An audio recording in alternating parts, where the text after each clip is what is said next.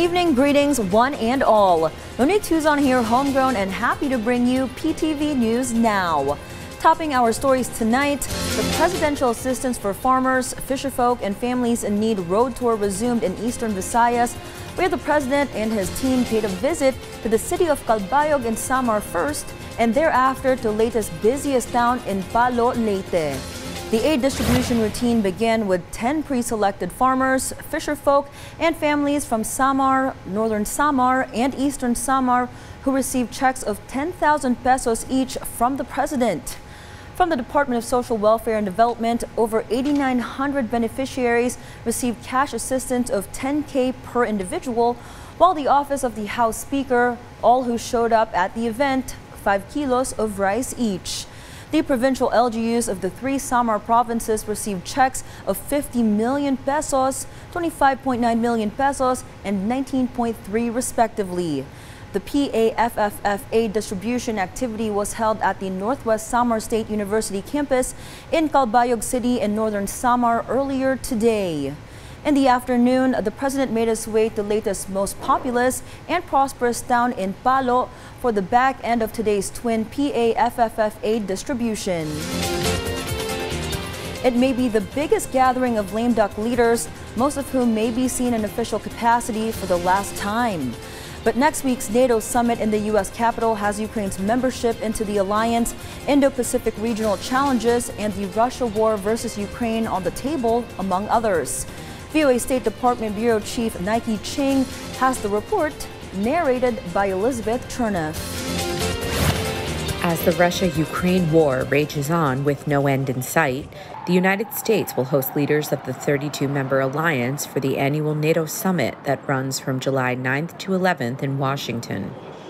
Boosting Ukraine's security and addressing challenges from China are high on the agenda, according to U.S. officials. Whether that's supporting Ukraine in its defense against Russian aggression, whether that's working with partners to ways in which we can build the resilience of allies to confront the threats and challenges from the PRC, whether this is hybrid threats, cyber threats, these are all the issues that we'll be focusing on at the summit. The U.S. and its NATO allies have said that Ukraine's future lies in the alliance, and next week the group will unveil concrete steps to bring Ukraine closer towards NATO membership. Some U.S. lawmakers are expressing concern about Ukraine's readiness to join the alliance, even as the embattled country commits itself to internal reforms. But the summit's focus is not just on Ukraine and European security. Analysts note NATO is also beginning to explore a larger role in the Indo-Pacific. Australia, New Zealand, the Republic of Korea, and Japan are very interested in deepening their cooperation with NATO, and in those areas, not necessarily direct military-to-military cooperation, but some areas of where there is cooperation going on. In celebration of NATO's 75th anniversary, more than 24 social media influencers have been invited to observe the proceedings and create content to commemorate the milestone. For Nike Ching, Elizabeth Cherneff, VOA News, Washington. At this moment, we shift focus to what's brewing of late in the Cordilleras that my colleague Eddie Carta hashes over in this report. Naip Magarabi, Pilipinas, nauram ti lima balay ti barangay Fairview, Baguio City, itay agsapa. Talo balay ti totally damaged ken duay ti partially damaged. Itinisyal ng investigasyon ti BFP na surok ka 700,000 ti gatad ti nauram mabalay. Sa 12 tinapektaran na pamilya abukbuklan iti 58 nga individual. Temporaryong agdanad pa iti evacuation center ti barangay Fairview dagiti pamilya ang apektaran. Nakaawat damatan iti tulong pinansyal manipur iti DSWD. Agtultuloy pa iti investigasyon dagiti otoridad iti uram. Daytoyon ti may kay 50 may sa fire incident iti Baguio City itatawan. Well, from the city, actually si Mayor Magalong andito kanina. Siyang nauna actually sa area, maagang maaga.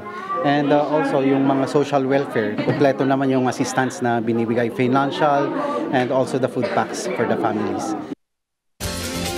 Itaduma pa damag, bimaba iti bilang ti krimen ti Benguet iti umuna semestre ti 2024. Iti datos ti Benguet Police Provincial Office, bimaba na ito iti 6.59%. Iti kamin January agingga June 2024, nakalistada iti 383 akaso. Nabababa ino dilig iti 410 akaso iti napanatawan iti kapada a semestre. Bimaba lang iti 3% index crime, ken 7% iti non-index crime. Iti index crimes, kangatwa na kaso iti panagrames, panagtakaw ken panagdangran. Nakatulong iti panagbaba iti krimen, iti Benguet ti naingat nga information dissemination campaign kada iti umili. Kabayatan na tututukan ba't lang ti pulisya ti kampanya kontra iti illegal a droga. We could say or we could proudly say na bumaba no ang ating crime rate, yung total crime volume through the efforts ng ating mga kapulisan.